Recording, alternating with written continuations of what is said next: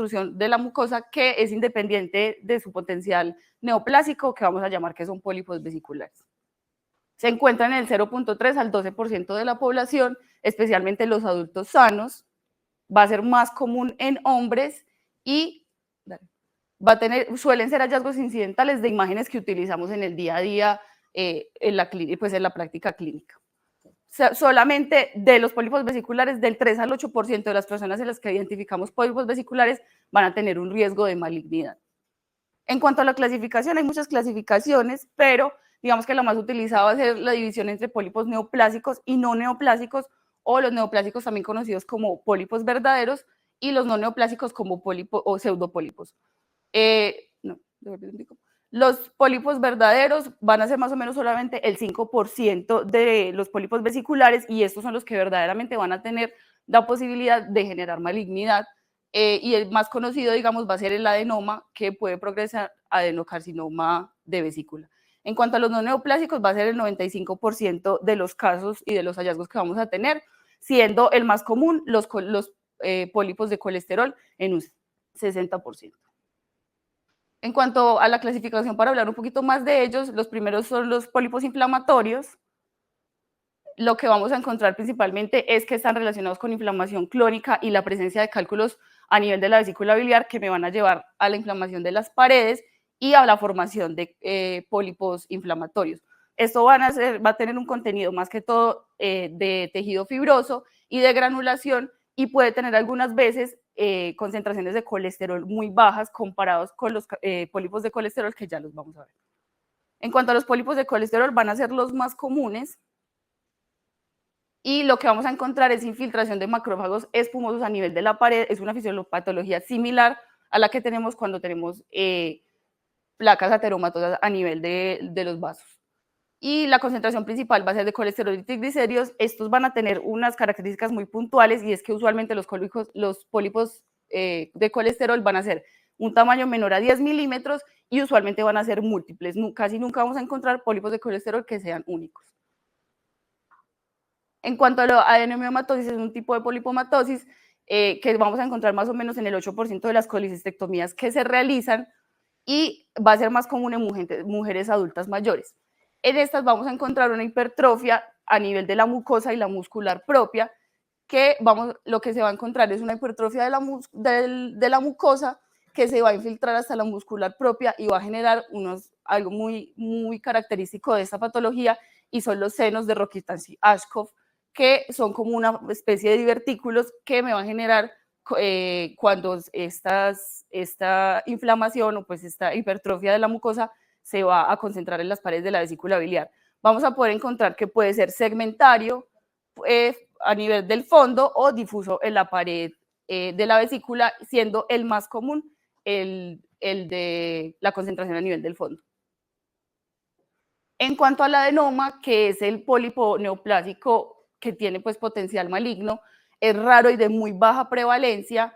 Vamos a encontrar que más o menos solo el hallazgo lo vamos a tener en el 0.15% de las colecistectomías realizadas, y va a corresponder más o menos al 4 al 7% de los pólipos vesiculares diagnosticados en pacientes.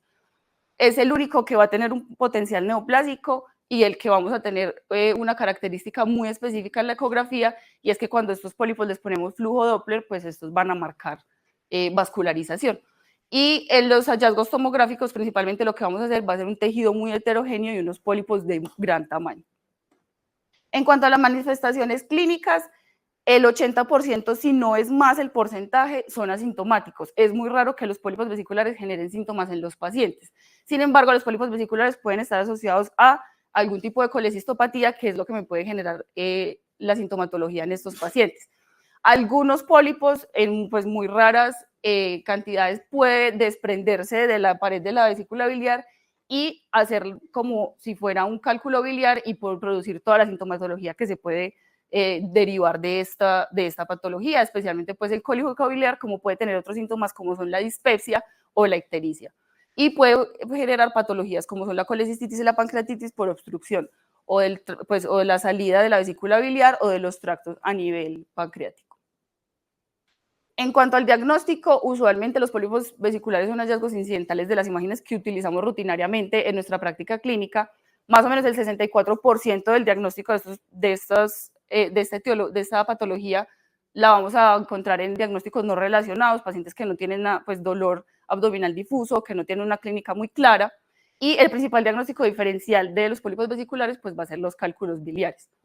Entonces, para nosotros poder diagnosticar o saber cuáles, pues, si tengo pólipos vesiculares, lo primero es cuáles son las características que estoy viendo en la ecografía de estas lesiones que están a nivel intravesicular y cuál va a ser su potencial de malignidad en el caso de que yo determine que sí es un pólipo vesicular. En cuanto a las imágenes, la principal imagen que nosotros vamos a utilizar y la que pues, más está descrita y la que es la primera línea de diagnóstico es la ecografía abdominal. Usualmente se realiza con un transductor de 2 a 5 MHz y esta es la principal diferencia que tiene con la econdoscopia, que ya la vamos a ver. Sin embargo, recordemos que la ecografía pues, va a ser operador dependiente y va a depender de la ventana. En pacientes que tienen mucha grasa abdominal, pues no vamos a tener una adecuada ventana para poder realizar el diagnóstico de los pólipos vesiculares. La principal diferencia o la principal complicación que voy a tener para yo diagnosticar los pólipos vesiculares van a ser los cálculos, porque los cálculos vesiculares tienen unas características muy similares y principalmente lo que lo va a diferenciar cuando vamos a ver una ecografía es que los cálculos generan sombra acústica, mientras que los pólipos vesiculares no generan sombra acústica, y eso es lo que nos podría indicar pues que estamos ante unos pólipos vesiculares. La sensibilidad y la especificidad es muy buena, pero en presencia de cálculos biliares va a disminuir y va a depender mucho del operador que esté realizando la ecografía. ¿Qué hallazgos imagenológicos pueden hacerme diferenciar entre pólipos vesiculares que podrían tener características neoplásicas versus no neoplásicos? Los neoplásicos usualmente van a ser múltiples, van a ser pequeños, y cuando hablo de pequeños es menor a 10 milímetros, van a tener un contenido homogéneo, entonces no vamos a ver que estos usualmente van a ser o iso o hiperecoicos, pero van a ser homogéneos en todo su contenido. Mientras que los pólipos neoplásicos usualmente van a ser únicos, grandes, que digamos que si hablamos de pólipos grandes mayores de 10 milímetros, usualmente van a ser hipoecoicos, pueden tener contornos lobulados y lo más importante, como ya les había mencionado, es que son pólipos vascularizados en el 90% de los casos. En cuanto a la econdoscopia, se ha aumentado su uso pues, por la utilización que le hacemos en las colecistopatías. Esta se realiza o tiene una mayor proximidad con el tejido porque estamos acercando más el ecógrafo al tejido que queremos analizar, pues que es todo el tracto hepatobiliar, y me va a generar una posibilidad mayor de diagnosticar los pólipos vesiculares y de mirar las características que tiene ese pólipo vesicular para yo determinar si es maligno o benigno. Sin embargo, recordemos pues que la econdoscopia primero es un método diagnóstico muy costoso, es invasivo y por ende va a tener mayor riesgo de complicaciones como son el sangrado y la perforación. Esto es un artículo, pues es una revisión sistemática que se realizó en varios estudios en donde se utilizó la ecoendoscopia para realizar diferentes o caracterizar diferentes contenidos de la vesícula biliar, entre ellos el barro biliar y las lesiones benignas y malignas. ¿Qué pudimos encontrar? Que la ecoendoscopia, primero, tiene una buena caracterización del barro biliar. Segundo, que puede caracterizar mejor que la ecografía las lesiones benignas de la vesícula biliar, siempre y cuando sean mayores a 1 centímetro, perdón. Y esta es una revisión sistemática que se hizo en Cochrane, en donde se utilizaron estudios que se había diagnosticado con ecografía o ecoendoscopia los pólipos vesiculares, y la idea era comparar cuál era la sensibilidad y especificidad de estos estudios. Sin embargo, solamente uno de los 6 estudios que se incluyeron en este estudio se pudo ver, utilizó la econdoscopia como un método diagnóstico, entonces los resultados que se evidenciaron en esta revisión pues no eran los más confiables, o digamos que no hay mucha evidencia al respecto. Sin embargo, sí habla de que la ecografía transabdominal tiene un muy buen rendimiento para yo evaluar las características que pueden tener estos pólipos vesiculares y de ahí realizar pues todo el manejo y el seguimiento, que es lo que finalmente vamos a hacer con los pólipos vesiculares. Otras imágenes que podemos utilizar, la tomografía y la resonancia, mucho menor su uso, no están tan ampliamente disponibles y pues son mucho más costosas y van a requerir mucho más tiempo. La tomografía va a ser mejor para pólipos mayores a 1 centímetro y me va a permitir la estadificación y la caracterización de estas lesiones y mirar si tienen algún potencial de malignidad como infiltración de la pared. tienen una sensibilidad más o menos del 94.3%, pero siguen siendo para pólipos mayores a 1 centímetro. Y la resonancia magnética nuclear me va a permitir una mejor caracterización por el realce de los tejidos blandos de estos tipos de pólipos vesiculares, y es el gold estándar para el diagnóstico de la adenomiomatosis vesicular, con una sensibilidad hasta el 99%, porque en esta podemos evidenciar un signo muy característico de la adenomiomatosis, que es el signo de collar de perlas a nivel de la pared vesicular. Una vez yo ya tengo el diagnóstico de los pólipos vesiculares, la siguiente pregunta que yo me debo hacer es cuáles son los factores de riesgo que me pueden llevar a que este pólipo vesicular sea maligno. Entonces, el primero es el tamaño.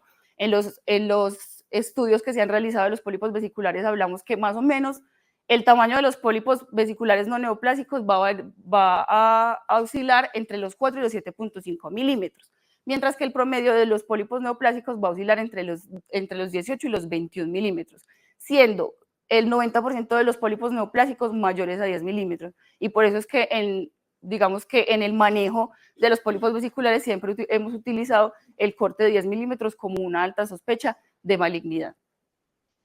La colangitis esclerosante primaria, recordemos que es una enfermedad de las vías biliares en donde se va a generar constricción a nivel de las mismas. Es una enfermedad inflamatoria que usualmente de etiología autoinmune, que me va a generar alteración a nivel de la función de todo el tracto biliar. Los pacientes con colangitis esclerosante primaria van a tener 8 veces más riesgo en 1000 personas que estudiemos de generar pólipos vesiculares de características malignas, y por eso vamos a ver más adelante que los pacientes con colangitis esclerosante primaria vamos a tener un valor menor del tamaño de los pólipos vesiculares para yo indicar una colecistectomía profiláctica. En cuanto al número de pólipos, se habla más que la malignidad está asociada más a pólipos solitarios. Sin embargo, no ha habido un estudio que me determine la correlación estadística de los números de pólipos. Entonces, usualmente sí se ha visto la asociación, pero no se utiliza como un criterio como tal, como un factor de riesgo para la malignidad. En cuanto a la morfología, tenemos dos tipos de morfología a nivel de los pólipos vesiculares, los sésiles y los pediculados. Se ha visto que los sésiles tienen mayor riesgo de ser o de tener progresión o de tener características malignas, y por tanto los pólipos sésiles, vamos a ver más adelante, pero son indicación, dependiendo del tamaño, de realizar colecistectomía. En cuanto al crecimiento, es un estudio que se realizó recientemente en donde se habla que el crecimiento es un factor predictor. Hemos venido utilizando o se viene utilizando, las recomendaciones son que podemos hacer seguimientos con ecografía a los pacientes con pólipos vesiculares, y cuando vemos un crecimiento mayor a 2 milímetros o más de 0.6 milímetros por mes, podemos hablar de que es un pólipo que está en crecimiento y que podría tener un riesgo o un potencial maligno. Cuando yo tengo un pólipo que es menor a 10 milímetros y que en ese seguimiento me crece más de 10 milímetros, pues yo puedo también pensar que tiene su riesgo de malignidad. Y en cuanto a la genética, se ha visto principalmente que toda la descendencia hindú y todos los pacientes que tienen descendencia norte y suramérica indígena pueden tener mayor riesgo de desarrollar ese tipo de patologías, así como enfermedades genéticas que predispongan a la formación de pólipos adenomatosos. En cuanto al manejo del seguimiento, lo que vamos a hacer es que cuando tenemos el diagnóstico de pólipos vesiculares vamos principalmente a evaluarlo por los hallazgos imaginológicos, y dependiendo de lo que yo pueda determinar del estudio que le estoy haciendo a este paciente, pues voy a clasificar el riesgo que tiene o no de malignidad. Principalmente, y lo que se ha utilizado siempre, es el tamaño. Según el tamaño yo voy a determinar si le voy a hacer una colecistectomía o no a este paciente. Sin embargo, la evidencia es muy limitada precisamente por la incidencia y la prevalencia de esta patología. Entonces, las recomendaciones generales que se realizan es, si yo tengo un pólipo entre 6 a 9 milímetros que tenga algún tipo de malignidad o que tenga crecimiento en el seguimiento que le estoy haciendo a nivel de las ecografías, es una indicación para realizar colecistectomía, así como pólipos mayores de 10 milímetros que yo haga diagnóstico por ecografía, o con la colangitis esclerosante primaria en una presencia de un pólipo mayor a 5 milímetros. Este es como un resumen de cómo se deberían abordar los pólipos vesiculares. Pólipos vesiculares menores de 10 centímetros que tengan algún tipo de síntomas son indicación de colecistectomía, aunque esto se ha venido debatiendo porque cada vez hemos utilizado más como el manejo conservador, pues por decirlo así, el seguimiento para este tipo de patologías, pues porque la colecistectomía no es inocua como tal. Si tiene algún tipo de factor de riesgo, vamos a tomar que menos de 5 milímetros, vamos a hacer un seguimiento con ecografía a los 6, a los 12 y a los 24 meses. Si a los 24 meses yo no tengo ningún tipo de crecimiento o el pólipo desapareció, disminuye de tamaño, puedo suspender los seguimientos sin necesidad de realizar colecistectomía. Mientras que en pólipos de 6 a 9 milímetros la indicación va a ser colecistectomía. Y si no tengo ningún factor de riesgo en pólipos de menores de 5 milímetros, incluso no debería hacer ningún seguimiento. Y de 6 a 9 milímetros podría hacer el mismo seguimiento con ecografía. ¿Qué hay de nuevo en cuanto al manejo de los pólipos vesiculares? Este es un artículo que se realizó entre un consenso entre las sociedades de radiología a nivel europeo y americano, en donde buscaron no solamente el tamaño de los pólipos, sino también la forma en la cual estaban o la predisposición que tenían estos pólipos para ser de muy bajo riesgo, de bajo riesgo o de riesgo indeterminado, y de allí establecieron unos valores que pueden llegar hasta los 14 milímetros en los que yo les puedo hacer seguimiento y no necesariamente colecistectomía. Esto en pro de no realizar colecistectomía a todos los pacientes que tienen pólipos mayores a 10 milímetros, que aunque sí la mayoría van a ser o tienen correlación neoplásica, no todos van a ser neoplásicos y no todos estos pacientes requerirían pues un manejo con colecistectomía. Por otro lado, tenemos entonces la discinesia vesicular.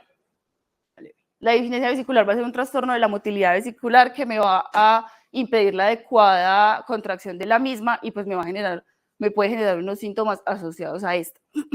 No hay como tal una causa estructural o mecánica de la discinesia vesicular o del dolor o de lo que sea por lo que se nos está presentando el paciente.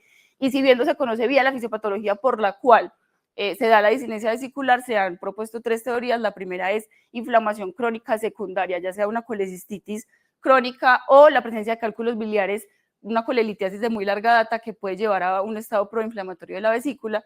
La segunda es una hipersensibilidad visceral, precisamente también por la presencia de los cálculos a nivel intravesicular.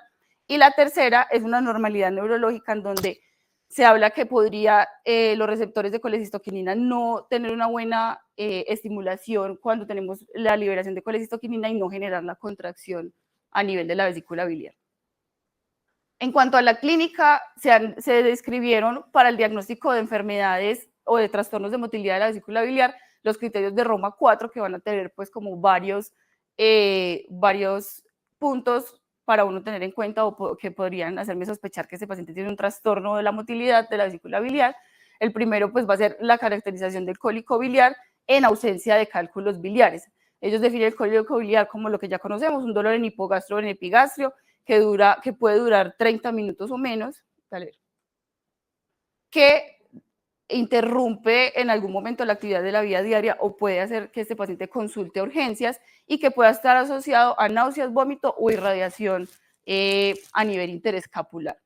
Y asociado a la clínica vamos a utilizar las ayudas diagnósticas que primero debemos saber o pensar en un paciente que tiene un trastorno de la vesícula biliar que tenga paraclínicos normales y se va a realizar el diagnóstico, digamos, casi que definitivo con una colecintegrafía estimulada con colecistoquinina. Actualmente no se utiliza como tal la hormona sintética, sino que lo que se hace es realizar las imágenes con el radiotrazador y decirle al paciente que ingiera una comida copiosa y posteriormente a esto terminamos de hacer las imágenes para mirar cómo la estimulación de colecistoquinina me hace la contracción de la vesícula biliar. Cuando hablamos de una sospecha o pues un diagnóstico de una disinesia vesicular, cuando tengo una fracción de eyección vesicular disminuida, digamos que los estudios no se ponen de acuerdo en hacer un punto de corte muy estricto, pero la mayoría hablan que entre el 38 y el 40% de la fracción de eyección vesicular es lo que me va a dar el diagnóstico de esta patología. Muchas veces esta patología también puede estar asociada a disfunciones del esfínter de Oddi, pero no va a ser su principal causa por la cual se va a presentar. Y siempre recordar que la discinesia vesicular es un diagnóstico de exclusión y simplemente porque yo no le encuentro alguna causa del dolor a mi paciente, no voy a pensar como tal en esta patología. En cuanto al tratamiento, digamos que se han realizado estudios para dar un manejo no operatorio de la discinesia vesicular. Sin embargo, es pobremente estudiado. En algún momento se utilizaron los bloqueadores de canales de calcio como el nifedipino para estimular la contracción vesicular sin ninguna evidencia pues al respecto.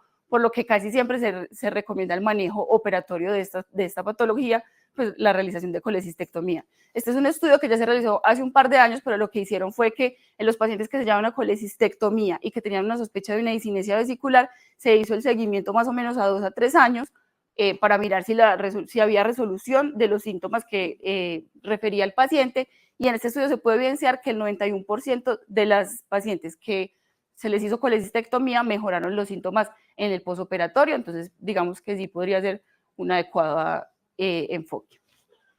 Y por último, la vesícula en porcelana, que si bien es una entidad que conocemos como una entidad premaligna, recordemos que es el menor del 1% de las patologías a nivel de la vesícula biliar y que se va a dar por una calcificación de la pared de la vesícula biliar por acumulación de depósitos de calcio. Es más frecuente en mujeres con un riesgo 5 veces mayor comparado con los hombres, y lo más importante que debemos tener en cuenta en la vesícula en porcelana es que su manejo usualmente va a ser por colecistectomía y va a tener una predisposición para el adenocarcinoma de vesícula. Esto es un estudio que se realizó, una revisión sistemática que se realizó con todos los estudios que han hablado de la vesícula en porcelana, teniendo en cuenta que tiene una muy baja prevalencia. Pues no es tan fácil realizar estos estudios porque no vamos a tener un tamaño de muestra adecuado.